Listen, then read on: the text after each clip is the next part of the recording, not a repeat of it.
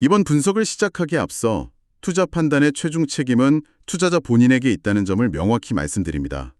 저희는 단순 참고용 정보나 분석을 제공할 뿐 특정 종목이나 섹터에 대해 매수나 매도를 절대 추천하는 것이 아닙니다. 요즘 시장을 보면 머리가 좀 아프시죠? 2025년 암호화폐 시장 말입니다. 네, 정말 안개 속이죠. 연초 이후 수익률만 딱 놓고 보면 금이나 S&P 500 지수보다도 못한 성적을 기록했고 특히 지난 10월에는 누구도 시원하게 설명하지 못하는 가격 급락까지 있었잖아요. 맞습니다. 그래서 비관론이 많이 나왔죠. 네, 겉으로 드러난 현상만 보면 이제 끝났나? 하는 생각이 드는 게 당연해 보입니다. 그런데 말이죠. 이런 상황 속에서 월스트리트의 전설적인 전략가로 불리는 톰 리 같은 인물은 정반대 주장을 하고 있습니다. 암호화폐 슈퍼사이클은 죽지 않았다. 바로 그거죠. 여전히 건재하다고요. 대체 무슨 배짱일까요? 오늘 여러분이 보내주신 자료들을 가지고 이 단기적인 가격 변동이라는 안개 너머에서 어떤 거대한 구조적 변화가 일어나고 있는지, 그리고 장기 강세론자들은 무엇을 보고 있는지. 네, 그 핵심 근거들을 아주 깊이 파헤쳐 보겠습니다. 왜 기존의 사이클 공식이 깨졌다고 하는지, 또 이더리움이 어떻게 미래 금융의 고속도로가 되고 있다는 건지, 토크나 2.0이라는 생소한 개념을 또 무엇인지, 그리고 디지털 자산 국고라는 새로운 투자 방식까지 정말 흥미진진한 이야기가 될 겁니다. 네, 그러니까 지금 시장은 너무 단기적인 소음에만 집중하고 있고 진짜 중요한 구조적인 변화는 놓치고 있다는 말씀이시죠? 정확합니다. 거기서부터 오늘 이야기를 시작해 봐야겠네요. 자료를 분석해 보면 톰 리는 최근의 매도세를 시장의 구조적인 붕괴 신호로 보지 않습니다.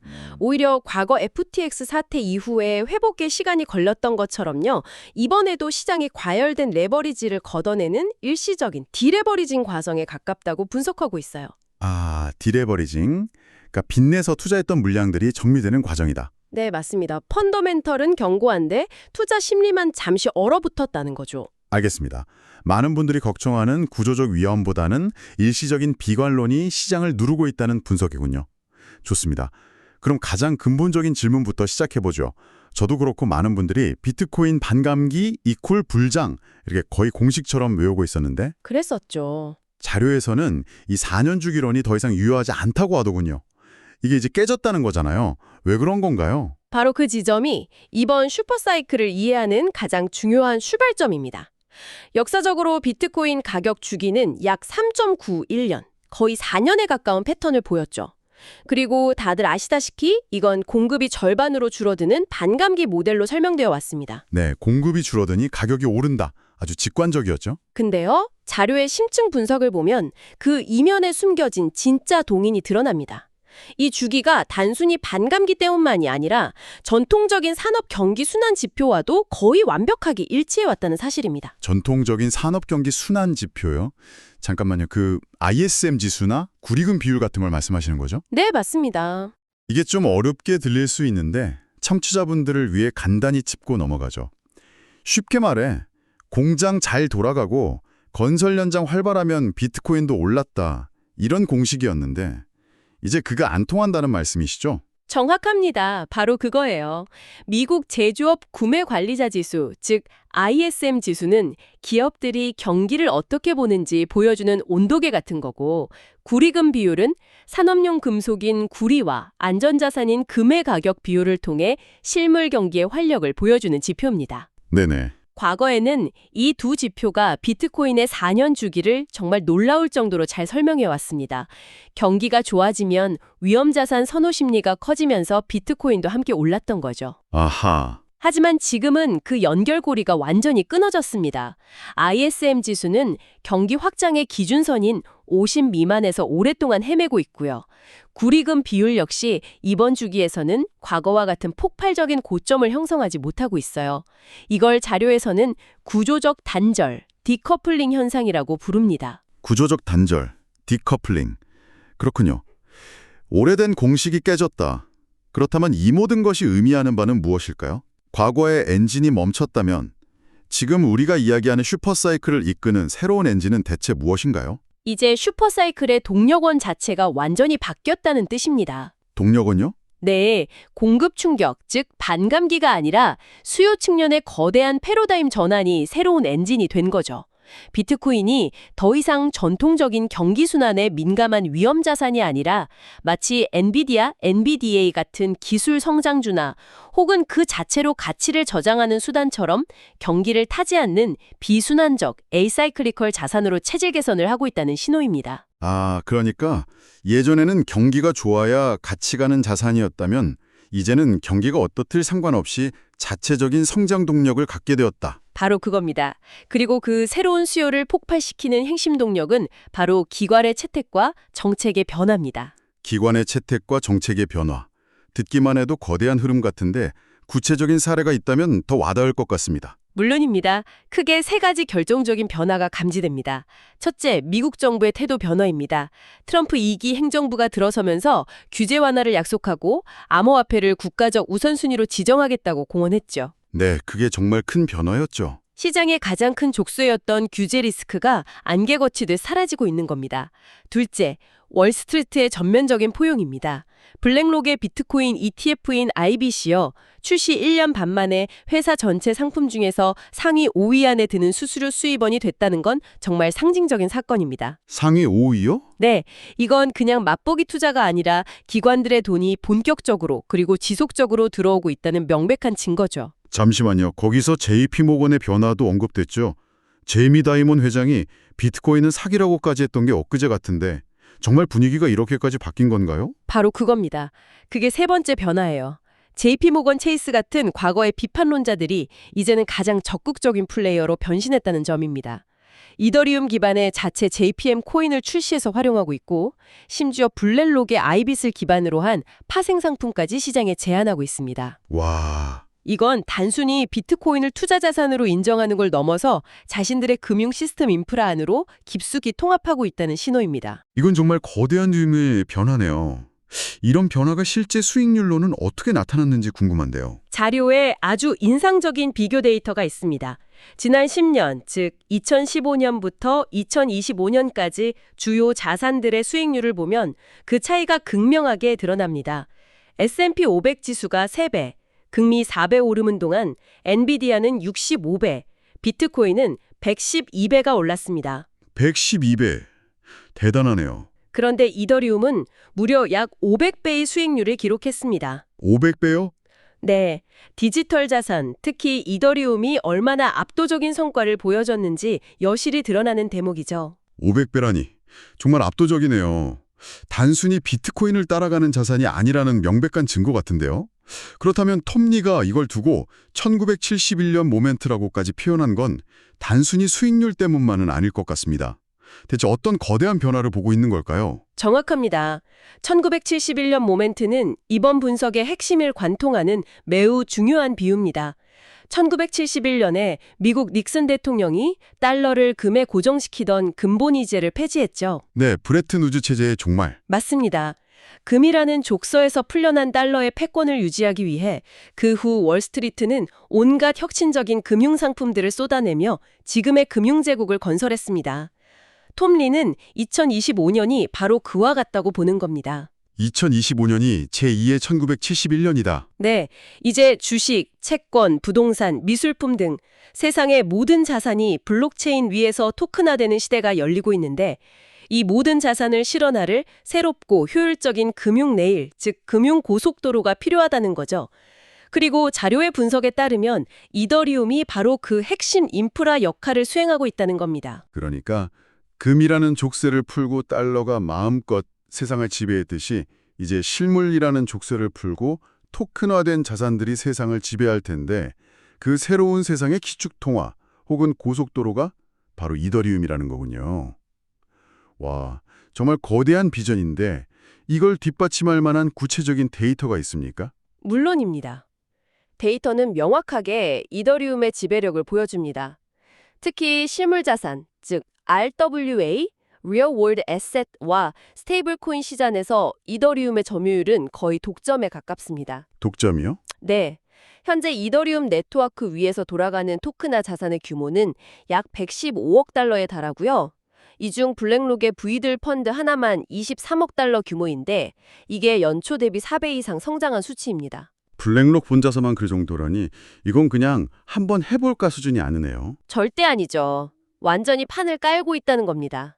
이런 숫자들이 바로 이더리움이 기관 자본의 핵심 정착 레이어로 자리 잡고 있다는 강력한 증거입니다. 하지만 이런 주장에 대해 항상 나오는 반론이 있잖아요. 이더리움은 너무 느리고 수수료도 비싸다. 솔라나 같은 경쟁자들이 훨씬 빠르고 저렴하다고 주장하는데 기관들이 정말 속도보다 이더리움의 안정성을 더 중요하게 볼 거라고 확신할 수 있을까요? 아주 시의적절한 질문입니다.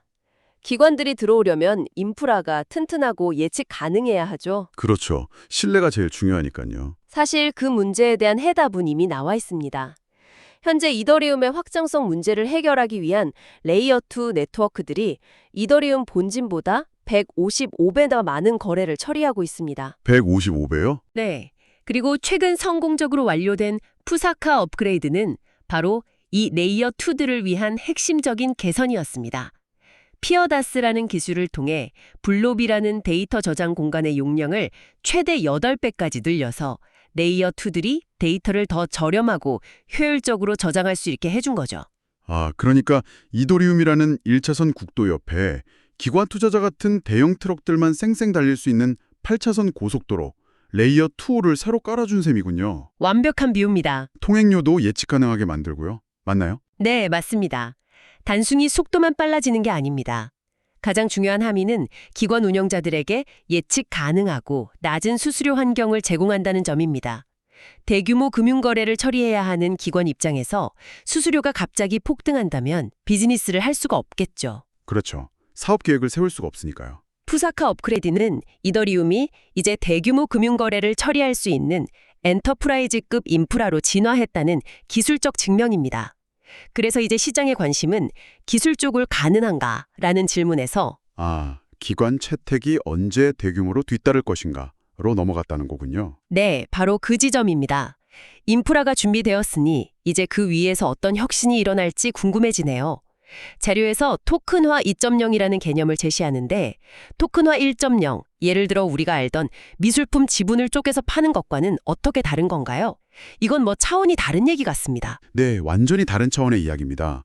톰 리가 월스트리트의 비즈니스 모델 자체를 진화시킬 거대한 잠금 해제, 휴즈 얼락이라고 표현할 정도죠. 거대한 잠금 해제. 핵심은 인수분해된 현금 흐름 조각, Factorized Cash Flow Slices라는 개념에 있습니다. 자산 자체를 쪼개는 게 아니라 그 자산이 미래에 만들어낼 현금 흐름을 특정 기준에 따라 아주 잘게 분리해서 토큰화하는 겁니다. 미래의 현금 흐름을 분리한다. 조금 추상적인데 청취자분들의 이해를 돕기 위해 테슬라 주식을 예로 들어 설명해 주실 수 있을까요? 아주 좋은 예시입니다.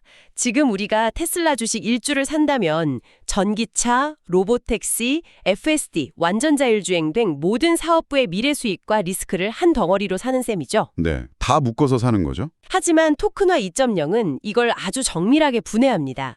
자료에 나온 3가지 모델로 나눠볼 수 있습니다. 첫째, 시간 기반 토큰화입니다.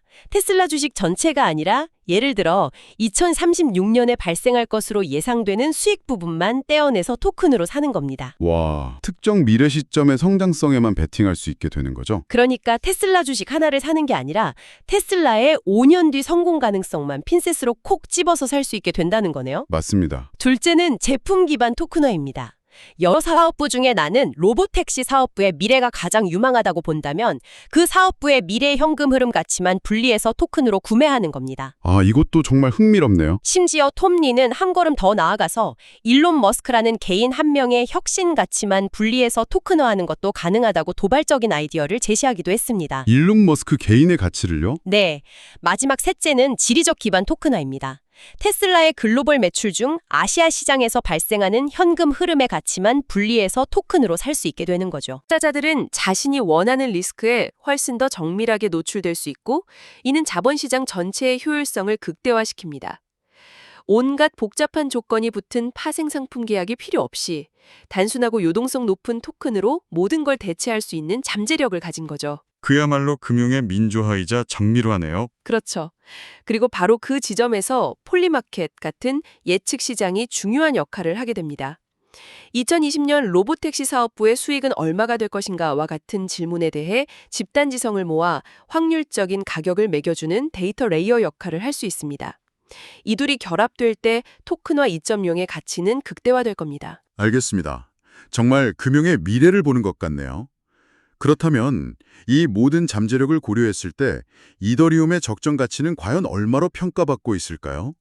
자료에서 이더리움과 비트코인 가격 비율, 즉 ETH-BTC 비율 분석을 통해 목표가를 제시했던데요. 네, 토큰화 시대의 핵심 인프라가 이더리움이라면 그 가치는 비트코인 대비 구조적으로 상승해야 한다는 것이 분석의 전제입니다.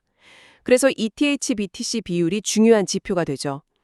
자유를 제공한 펀드 스트랫은 비트코인 가격이 향후 몇 달 내 25만 달러에 도달한다는 가정하에 세 가지 시나리오를 제시합니다. 25만 달러요? 네, 그 가정하에서요.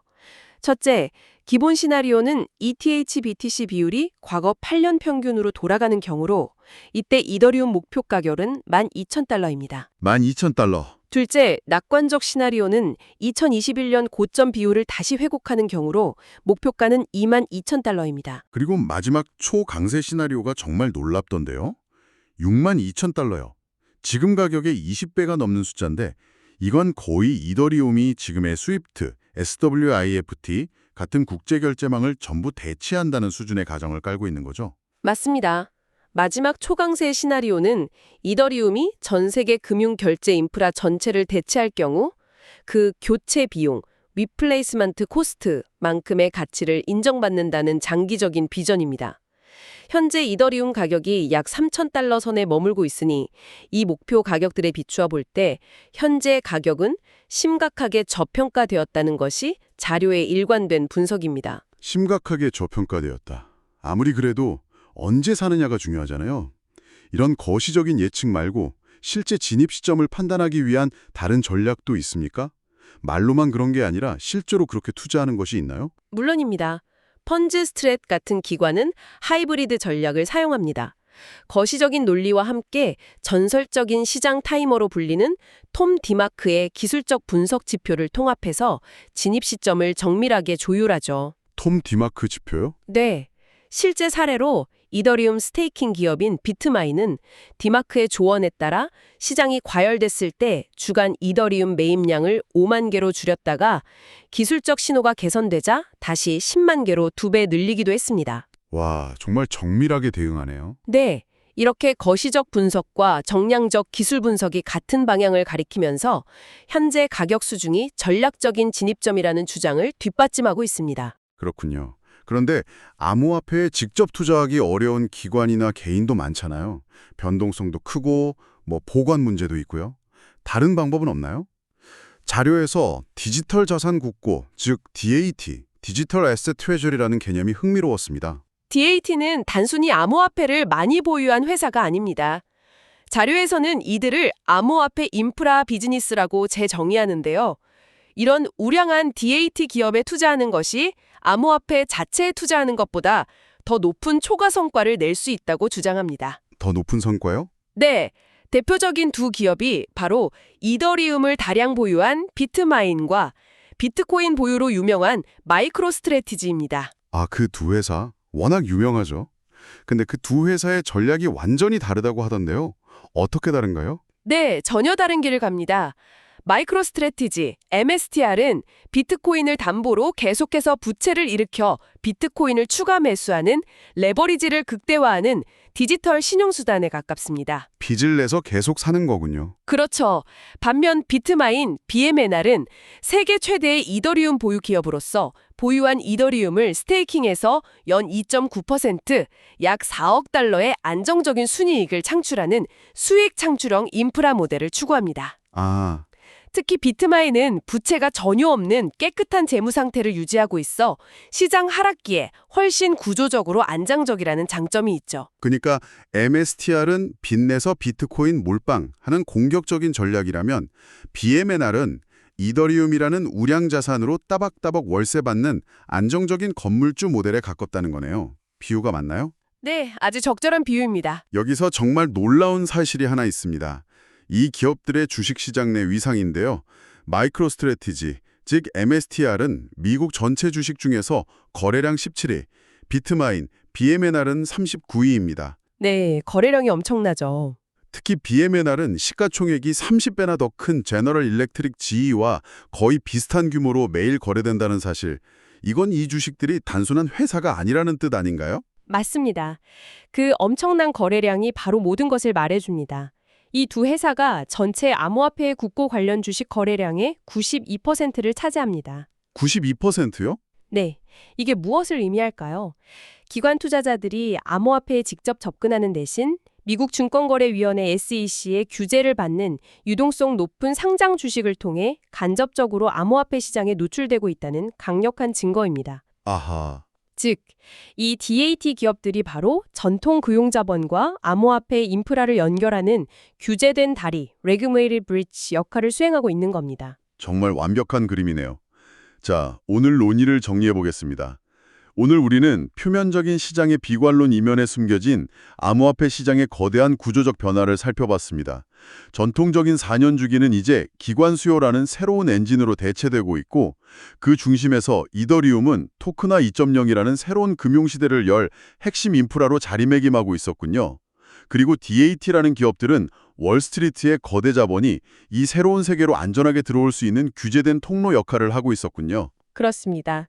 궁극적으로 오늘 분석이 말하는 바는 이더리움이 단순한 투자 자산을 넘어서 미래 금융 시스템의 디지털 오일이 될 수 있다는 점입니다. 디지털 오일이요. 네. 자동차가 달리려면 석유가 필요하듯 미래 금융기관들이 자신들의 자산을 토큰화하고 그 위에서 다양한 금융 활동을 하려면 이더리움 ETH라는 연료가 반드시 필요하게 된다는 거죠. 그 과정에서 수익을 창출하기 위해 이더리움을 스테이킹하는 행위 자체가 이더리움의 가치를 금융 시스템 깊숙한 곳에 내재시키는 과정입니다. 아, 그러니까 시스템의 일부가 되어버리는 거군요. 네. 이는 장기적으로 이더리움의 가치를 영구적으로 강화하는 매우 강력한 메커니즘이 될 것입니다. 디지털 오일이라니 정말 심오한 통찰입니다. 마지막으로 청취자 여러분께 생각해 볼 만한 질문을 하나 던져며 마무리할까 합니다. 오늘 자료에서는 기업의 미래 현금 흐름을 토큰화하는 사례를 다뤘습니다. 만약 이 개념을 다른 곳에 적용해 본다면 어떨까요? 예를 들어 여러분이 좋아하는 특정 영화 제작사의 미래 박스오피스 수익이나 어떤 가수의 미래 스트리밍 로열티만을 분리해서 토큰으로 자유롭게 거래하는 날이 올 수도 있지 않을까요? 이런 상생이 과연 또 어떤 새로운 시장을 열게 될지 한번 생각해 보시는 것도 즐거운 지적 유희가 될 것 같습니다. 다시 한번 말씀드리지만 투자 판단의 최종 책임은 투자자 본인에게 있다는 점을 명확히 말씀드립니다. 저희는 단순 참고용 정보나 분석을 제공할 뿐 특정 종목이나 섹터에 대해 매수나 매도를 절대 추천하는 것이 아닙니다. 항상 여러분의 성공 투자를 기원합니다. 내용이 좋으셨다면 구독, 좋아요 부탁합니다.